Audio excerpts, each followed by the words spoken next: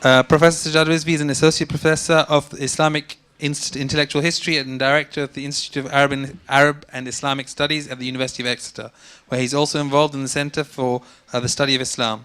His research interests include the intellectual history of the Safavid-Mughal period, as well as Quranic exegesis and textual hermeneutics. Rizvi did postgraduate work at the Institute of Ismaili Studies and previously taught at the University of Bristol. Salawat.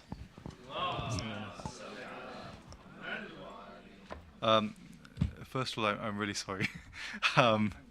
I seem to have been an hour behind. So when you called, I thought it was 7:40, but anyway.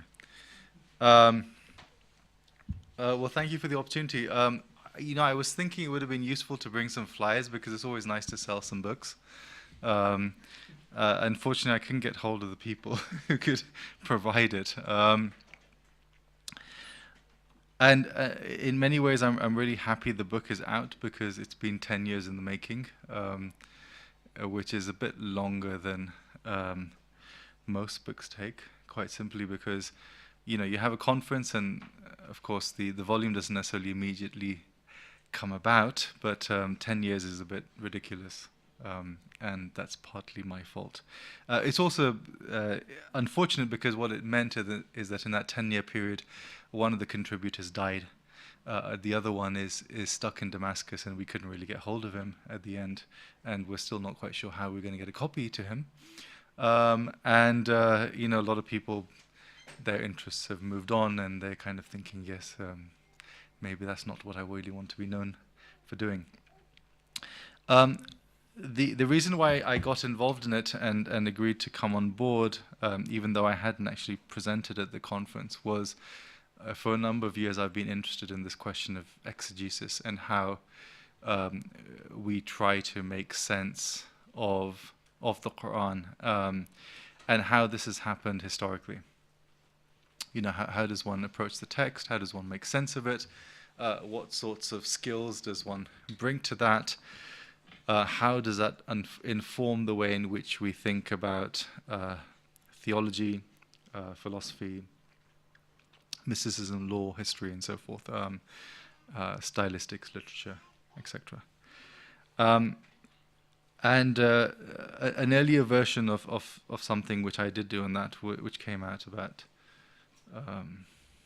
8 years ago now, was an anthology I did with a friend, Firas Hamza, who's now in Dubai.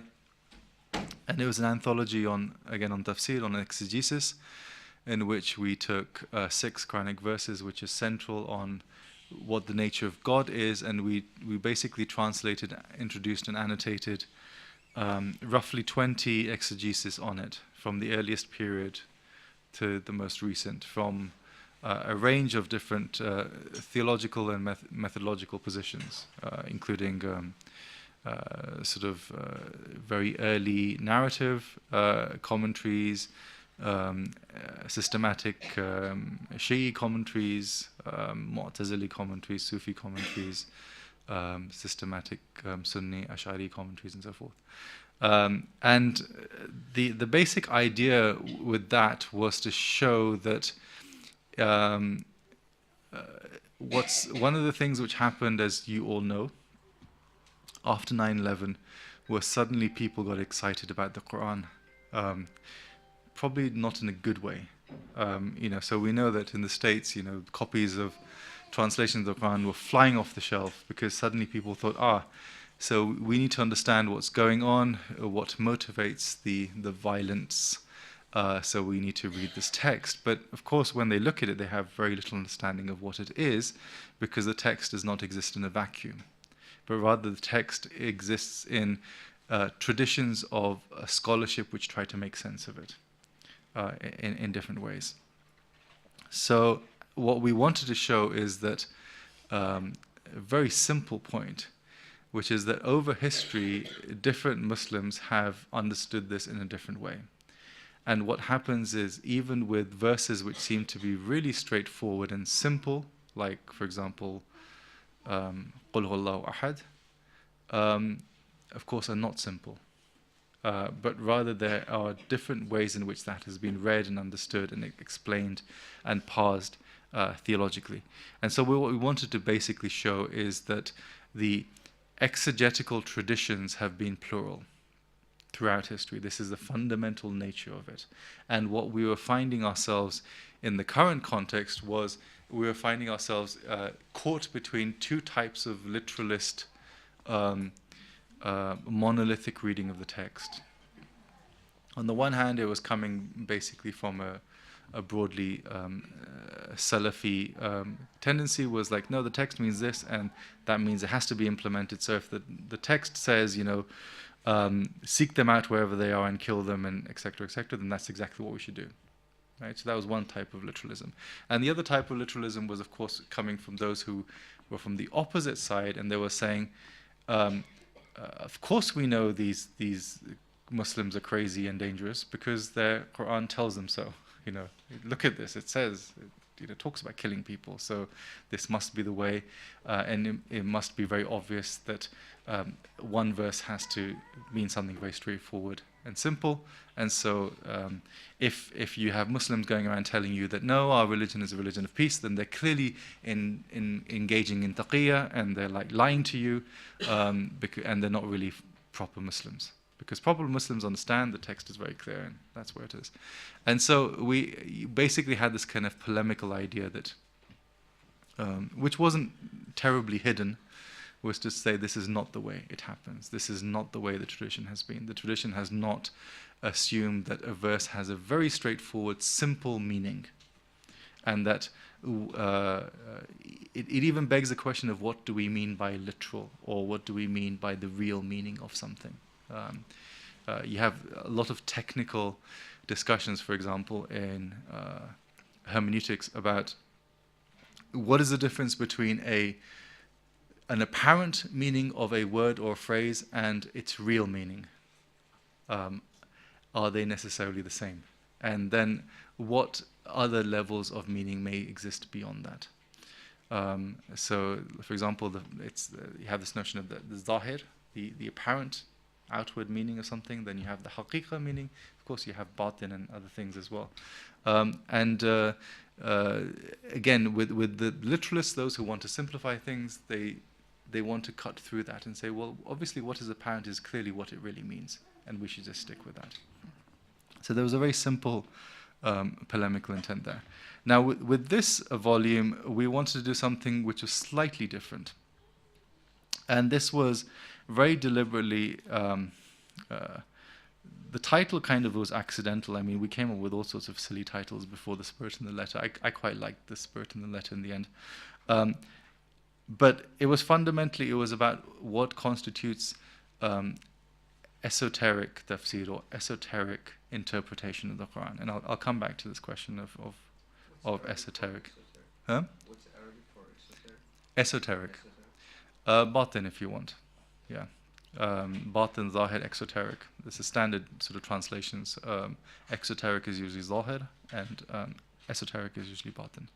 Now, what lies at the heart of, in many ways, most of the contributions in this volume, and how we defined esoteric in the introduction. And interestingly, of course, myself and my co-editor actually disagreed on what esoteric is, and I think some of that comes through in the introduction. Because we're coming from a different perspective, she's broadly speaking a Sunni Sufi, and I'm not a Sufi and I'm not Sunni. I'm very much Shi'i, so that was certainly an element of what that distinction is. But what lay at the heart of it is a very famous saying of Amir al-Mu'minin alayhi salam, which is found in early Shi'i tafsir, it's found in early Shi'i hadith collections, and is also found in early Sufi tafsir. For example, one of the earliest Sufi tafsirs, which is Sahl al-Tustari, quotes it. So he's like 9th century. You find this hadith in Tafsir al-Ayyashi, you find it in Al-Kafi of Kulaini and other places as well. And it's very simple. It's not simple, but the wording is very straightforward. The wording is basically every verse of the Qur'an, every ayah, has 4 aspects to it, right? So every verse of the Quran has a zahar, it has a back, or has an apparent face. It has a batan, an inner aspect. It has a had, which literally means a limit or a point of drawing the boundaries of something. And it has a, and there's a bit of disagreement of how you vocalize it, but it's either a matla' or as a muttala'. So every verse has these 4 aspects, and these all relate to meaning and how you make sense of it. So every verse has something which is apparent. Now, how would you make sense of that? So one of the ways you might say what constitutes something which is apparent is, what does it look like it's saying? So if you have a literate user of that language, which of course in this case is Arabic, so what would a literate user of the Arabic language understand by that particular phrase, right? Knowing the rules of Arabic language, knowing the rules, knowing basic notions of how the lexicon works and how the morphology of the language and so forth works, how would they understand that? And that's usually considered to be what is apparent, what is on the face of it. And then every verse also has a batan, something which is perhaps hidden. And there are lots of different ways in which you might understand that. So one of the ways which is conveyed in the title is spirit and letter. So we're all familiar with the juxtaposition that we often use in English about the difference between the letter and the spirit of the law, right? So the letter of the law might say something, but the spirit is something else. And the sense is that the spirit is maybe something which goes beyond that, or the spirit might be actually a way of tempering what the letter says. So it could be that when you say something, you actually mean something else. You want to convey a different type of idea, or when you're saying something in a particular way, you're trying to respond to something else. And there are lots of things which can be hidden in the apparent words that you say. Now, one of the ways you could do this is by looking at what's known as speech act theory, which goes back to Oxford philosophy of language in the 1950s. But basically that says that every time you say something, there's something which is locutionary, which is directly uttered, and there's also something which is illocutionary, which is hidden but implied. So for example, if I say it's daytime, then I might be saying it's not night. Or I might be saying there's still time to pray before Maghrib. I mean, I could be saying all sorts of things by saying it is still daytime, beyond what I'm literally saying. So there could be, so at one level that could be a very simple thing of things which are directly implied within the normal range of the way in which we use language. But quite often when specialists look at the question of batan, they think it actually could mean all sorts of other things. There could be symbolic senses which are being triggered by the use of certain words. So a certain word could stand for something else. For example, a batan reading, let's say take something like the merciful is established upon his throne, which is a famous verse which sounds like the merciful is sitting upon his throne. And then you get the whole sort of thing about, well, of course, literally God doesn't sit because God doesn't have a body, so what does it mean for God to sit? And usually you have the argument which is, well, the apparent usage is that, but it's a metaphorical usage. And so there's a batin sense in which what that actually means is that the divine mercy encompasses everything, right? That's one. Or God is all powerful or omniscient. Or there are a number of other sort of batin readings you could take of that. There is a variant, of course, of this famous hadith where it says every batan has another batan to the 7th degree, or the 70th degree, and that's those of you familiar with the Arabic language know that 770 means a lot. It doesn't necessarily literally mean 7 or 70. So you've got two aspects. You've got the zahir, and you've got the batan, and then you've got these two other things, the had and the muttala, and that's where things become more difficult. And most people may venture a guess at what that means. But what it seems to suggest is already, and I'll say something about what I think may be going on there, which you shouldn't necessarily take literally. But what it does mean is that there are lots of different aspects which go into making sense and deriving meaning from a particular verse or from particular sets of verses. Again, coming back to the batan or even the had, what you could say is that literally a verse might mean something, but then you put it in the context of a certain pericope of, say, 5 or 10 verses, and then you get a wider sense of what's really going on, what is actually being said in that particular phrase. Had, as I said, literally a limit, bounding, maybe establishing the scope of meaning or the field of meaning of something.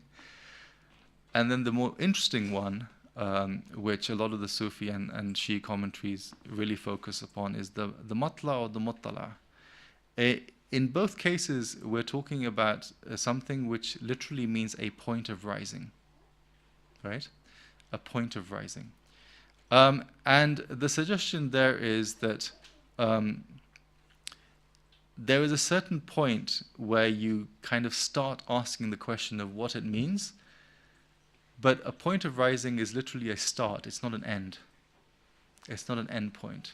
And that's because ultimately there is no end point. And one's minded of, these famous, again, one very famous saying which all of us are familiar with, where Amir al-Mu'mineen basically says, if you really want, I could fill, 70 saddlebags full of commentary on the Fatiha, right? And that's 70 saddlebags again. We're talking about a lot of material. Or, sometimes sitting with his companions all night and discussing a particular word or particular phrase of a Quranic verse, and, it comes to close to morning, to Fajr time, and, they haven't even scratched the surface. So what's basically being articulated, I just realized I came from the women's side, but anyway. What's being articulated in this very famous saying is that the bound of what we maybe understand a Quranic verse to be saying to us, or what we would make sense of it, is actually unending. And there are certain simple things we can take away, and there are certain other types of things we can take away. And then there's contemplation which takes us further and further into it. And it's and you see that when you actually look at the exegetical material that we have, and which most of the comprehensive tafsir works, for example, will have at least one or possibly two of their first volumes just devoted to the Fatiha, which of course is only 7 verses, right? Actually, what happens in the comprehensive tafsirs is people get bored as they go on. So you have the first 10 or 15 surahs, the first 17 volumes, and then everything else in the last 2, because it's like, okay, enough. Or they've actually discussed everything because some key words have already come up earlier, and they say, well, I refer you back to what I said, in this particular commentary. So the exegesis are never uniform in that way. Al-Mizan of Allama Tabatabai is a good example where I think he gets to Surah Al-Kahf in volume 18, almost volume 19, and the rest of the Qur'an is done in about a volume and a half. That's pretty standard in most commentaries. And of course you have other exegeses where people only look at what they're really interested. So the chap I'm, I guess, known for, Mullah Sadra, has a tafsir which only covers of around 7 surahs of the Qur'an in about 8 volumes of 8 fairly thick volumes of Arabic. 7 surahs and 2 verses. So that's a particularly different way of doing it, right? So at the heart of what we're trying to do is try to make sense of this particular saying of Amir al-Mu'mineen, with the zahar and the button and the had and the muttala. And as I said, this is usually the starting point for most of the exegesis. But within that, then you sort of think, well, what does esoteric really mean, given that we have such a range of commentaries and themes which are discussed in it? What we did is we divided up the book into 2 parts. One was sort of more thematic. So you've got themes such as, for example, how did Sufis in the early period derive meaning as a spiritual hermeneutics of the Qur'an? This notion of what's known as istinbat. Istinbat nowadays, unfortunately, is known more in a legal sense of how you derive laws, but that's not what the Sufis were interested in, unless you're talking about the rules of the heart, which they would probably say. So it's kind of, how do we derive meaning from this text? How does it speak to us directly? And then we have stuff on what do the huruf muqatta'a in the Quran mean. You're all familiar with this, alif lam mim, alif lam ra, ha mim, etc., which come at the beginning of various surahs of the Quran. And again, this is a study of a couple of texts, particularly one text in the 4th Hijri century Sufi interpretation of what this means. Of course, those of you who are more familiar with the Shia tradition will know exactly what the huruf muqatta'a mean, because there are 14 individual letters. If you discount the multiplications, there are 14 individual letters, and they, of course, spell out, as again my chap Mullah Sad will tell you, they spell out a phrase which is Siratu Ali haqqun numsikuhu, right? So the Sirat of Ali is truth, and we traverse it. And you find this in a lot of Shi sort of esoteric exegesis of the huruf muqatta'a, at least from the late 14th century. I'm actually quite interested in figuring out who comes up with this formula first, because it's a nice formula which I like. There's also a slightly different one, which is Ali Siratu Haqqin Numsiku, basically the same meaning. Although it depends on what you mean by haqq, whether you mean the truth or actually you mean God, the way of God. Ali is the way of God, as opposed to the way of Ali is truth. And then a particular kind of themes, such as one of the most interesting subgenres of exegesis are particular exegesis on a theme or a particular surah. And one of these is Surah Yusuf, which, as all of you know, is the only example of a sustained narrative in the Quran on a particular topic. Of course, the story of Joseph. And the story of Joseph is a very interesting one. It's kind of begging for esoteric exegesis, because the question is, so what does Yusuf, what does it mean for Yusuf to be this sort of beautiful figure? What does it mean for him to have these dreams and to interpret the dreams? One of the key words for esoteric interpretation in the Quran is this word ta'wil, which is often used as, just as tafsir is often used for exoteric interpretation, ta'wil is used for esoteric interpretation. The word ta'wil, 2 of the instances of the word ta'wil come in Surah Yusuf, both relating to his ability to interpret dreams, both his own dreams and also the dreams of his fellow captives when he's in prison. And of course, the story of Joseph is a fascinating, wonderful story because it is a romance at one level. Later becomes famous in Yusuf Zulaykha by Jami and other poets, and there it's an allegory of divine love, of course. But it's also a story of someone who's sort of inner goodness and reality only kind of gradually is made apparent to people, including his direct family, his brothers, who treat him badly, of course, at the beginning, and even then becomes apparent to his own father and mother later. And the last chapter in this first section is a very strange chapter in some ways. You might be familiar with some of the exegeses used. One of the exegeses discussed in it is Sheikh Fadl al-Hayri. I don't know how many of you are familiar with Sheikh Fadl al-Hayri, but he has a tafsir in English, which exists. So what Kirsten does is she discusses this along with two other contemporary Sufi exegeses in English.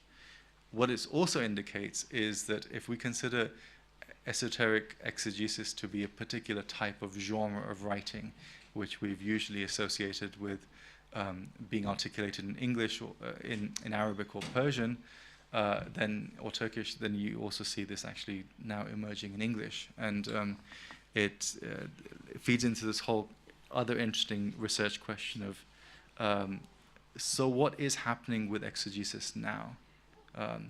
Exegesis is not just translation. Translation is a part of it. But how are people trying to make sense and articulating things in English, because English is increasingly becoming the dominant language of Muslims in the contemporary world. This is, of course, certainly true in Europe and North America, but increasingly is also true in places like South Asia and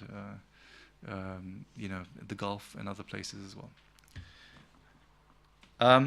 Now, the second part is more specific, and it deals with either particular authors and their exegeses, or particular types of works, and then themes within them.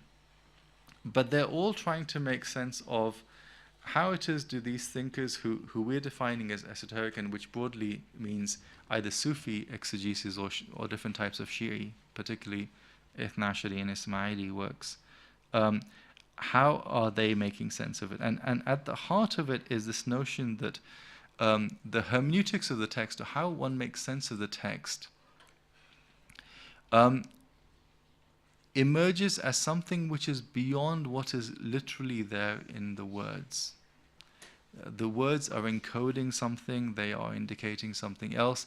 The words are striking the individual. One of the characteristic elements of Sufi hermeneutics is this notion that the reading of the text is such that the text is striking the individual heart immediately.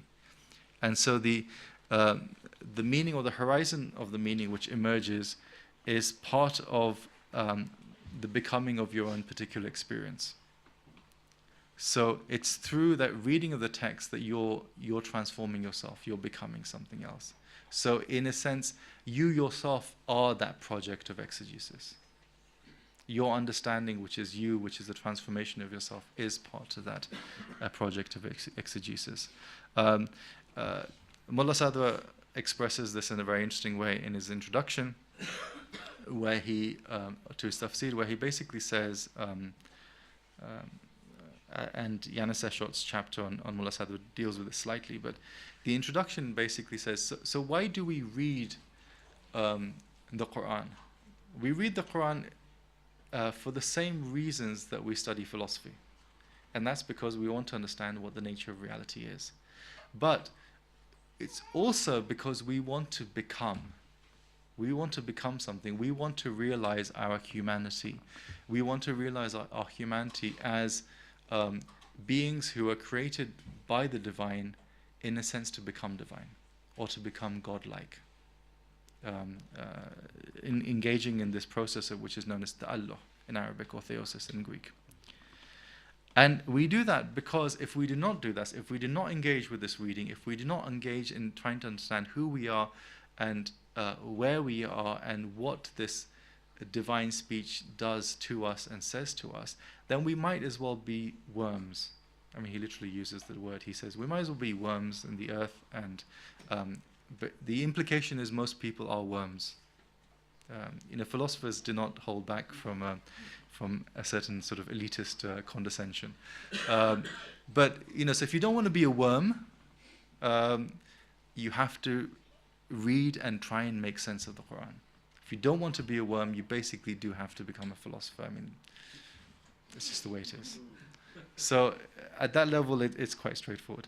Now, in a Shia context, what an esoteric sense could be ranges from an element of the experiential, an element of the transformative, to also elements which are very straightforward, which are based on encoded words or encoded phrases, right? So, for example, from the earliest tafsir, if you take something like the tafsir attributed to Ali ibn Ibrahim al-Qummi, you have right at the front the commentary on the Fatiha, and of course you have this phrase Sirat Mustaqim, and so everyone wants to know what is the Sirat Mustaqim, between the wrath and being astray. So what is it? What do we know? It's really, really simple. It's Amir al-Mu'mineen. And if you're not getting that, then why are you Shian reading this in the first place? I mean, if you don't already know that, then there's a problem. But the tafsir is just like saying, come on, stupid. It's like, it's obvious. This is what you know. This is what that means. Literally, Sirat Mustaqim doesn't say that. It just says straight path. But that's precisely what the Batan and the Muttala, etc. would take you. That it starts with this. So it says Amir al-Mu'mineen, and then of course the Muttala, you would say, okay, so we start with that. What does that mean? What does that mean that he is the straight path? Or what does it mean, for example, to say Fatima Zahra alayhi salam is Laylatul Qadr? What does that mean to say that? I mean, it's a straightforward Batan reading, okay, but then take it beyond that. And I could go on for ages on that. That's a very interesting one. Certain associations of Sayyidah Fatima with Laylatul Qadr, with the night, with Maghrib, the specific time of Maghrib. But anyway, that's a different story. So esoteric in a Shia context literally means sometimes you have certain words which encode something else, or another example is often when the word ummah is used, it means a'imma, which of course again you should all know. It's not the Muslims are ummatan wasatan. This is nonsense. It's the a'imma who represent a median path of the divine, because of course they can't be there. I mean, like, people vary so much. How can they, as a collective, be some sort of standard for practice? I mean, look at Muslims. I mean, that's just doesn't make any sense to begin with.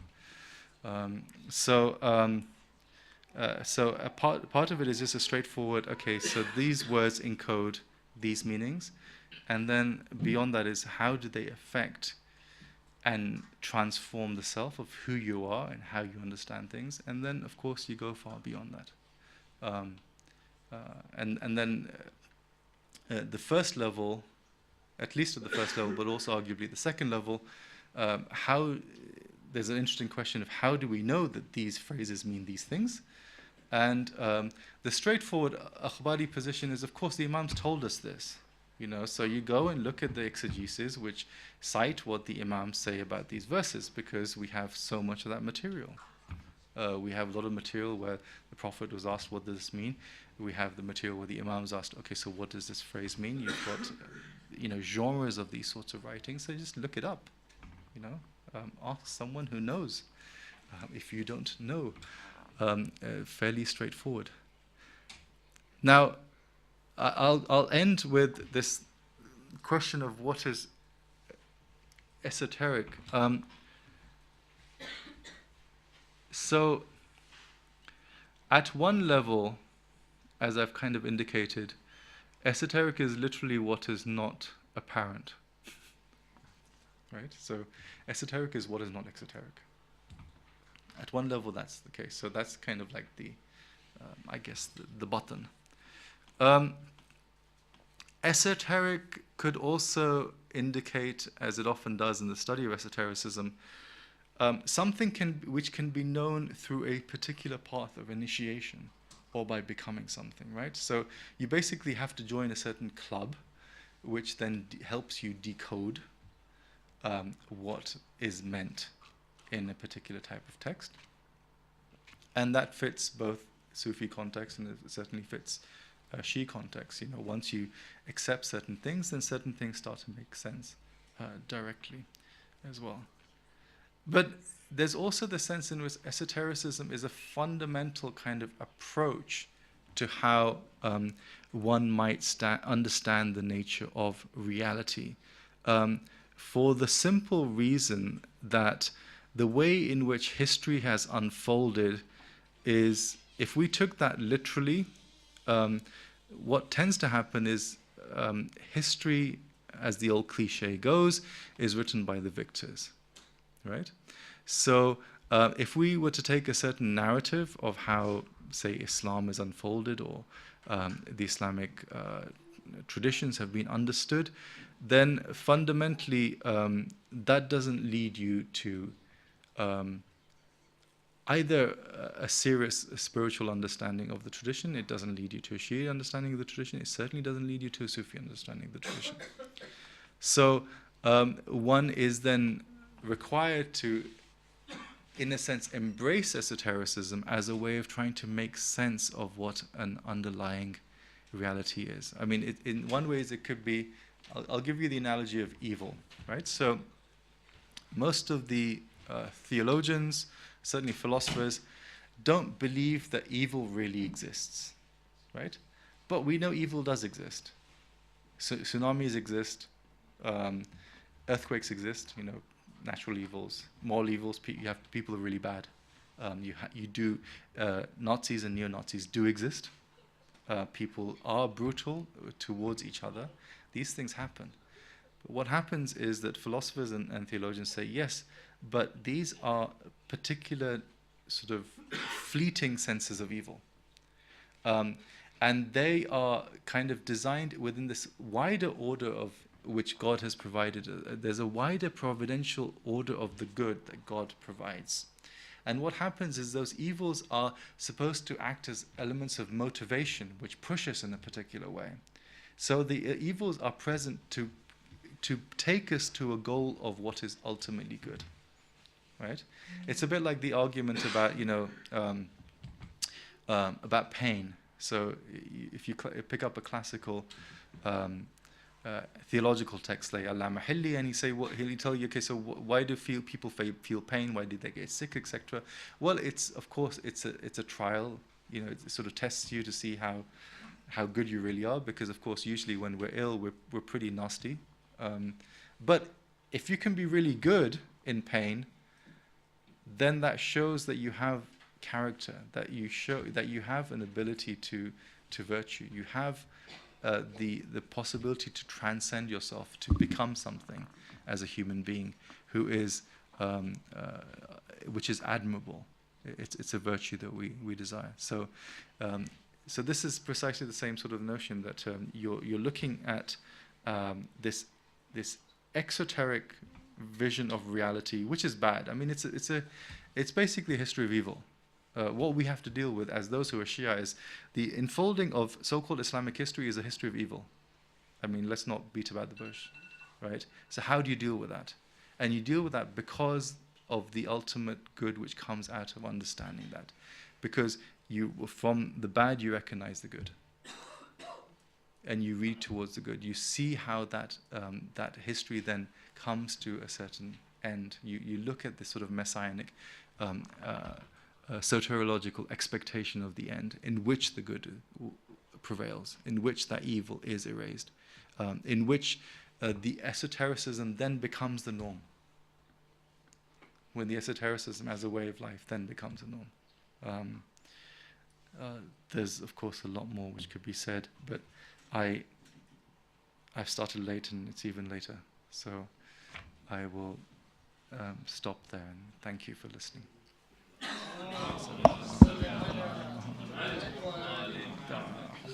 We have a short time for Q&A, but I'll keep it quite short. Any questions from the ladies' side? Assalamu alaikum. Thank you very much. I had a question. I'm not even sure if it's valid, but hopefully you'll expose some misunderstanding that you can help with regards to the different levels of batin and understanding the Qur'an. So in front of us we have the Qur'an in a very specific order that's been maintained. But the order that it's been revealed in has been context specific to the time of the Prophet. Almost as if broken glasses have come together in a different order and made the order of the book that it is now. Very different to the order of revelation, and some verses from very different times in the middle of different surahs, almost hidden. So is there a way to, is this even a valid question to say which one is a more deeper understanding of the Qur'an?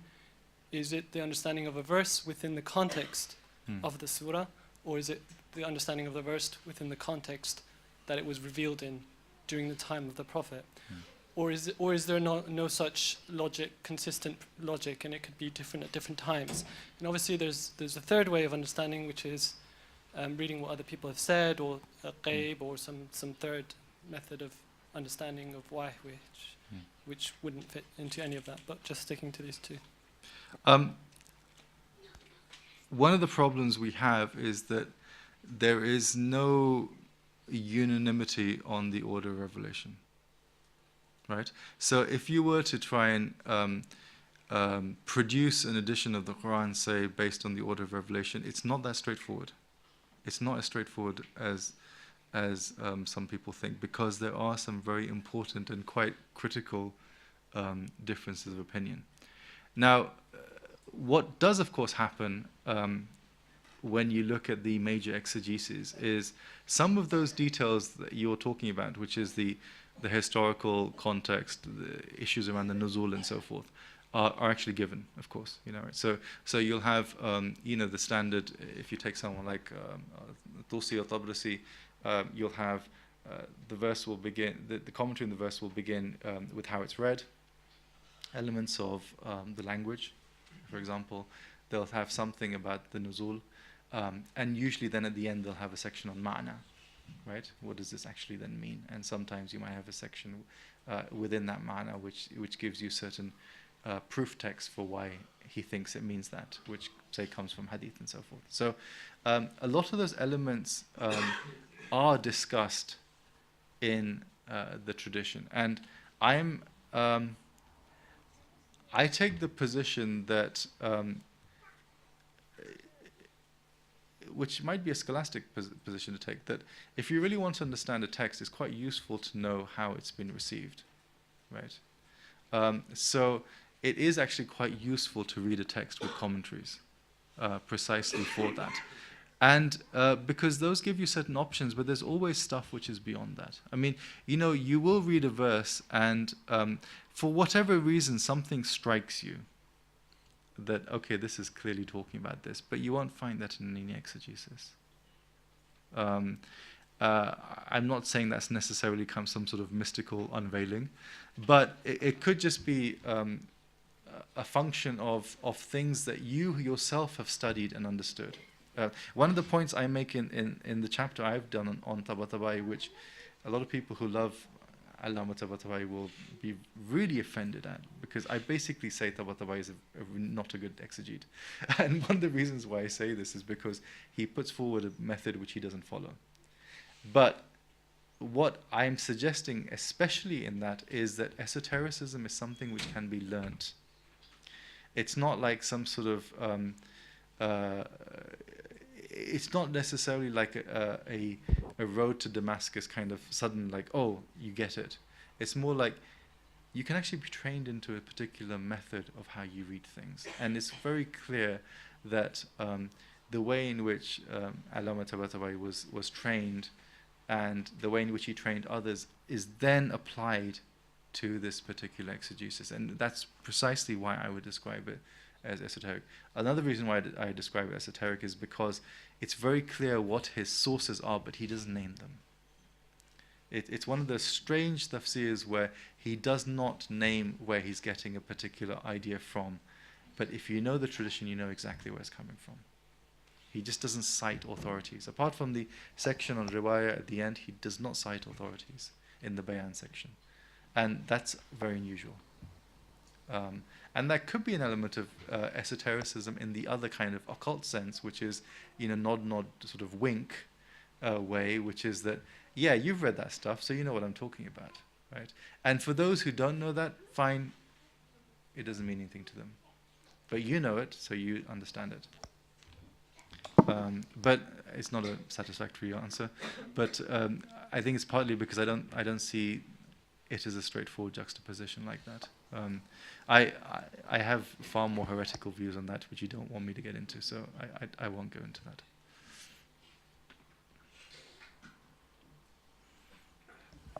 Any final question?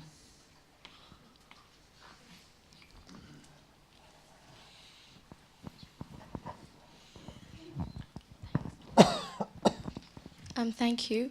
I'm a little intrigued about the time frame at Maghrib that's associated to Sayyidah Fatima. So can you shed some light on that, please?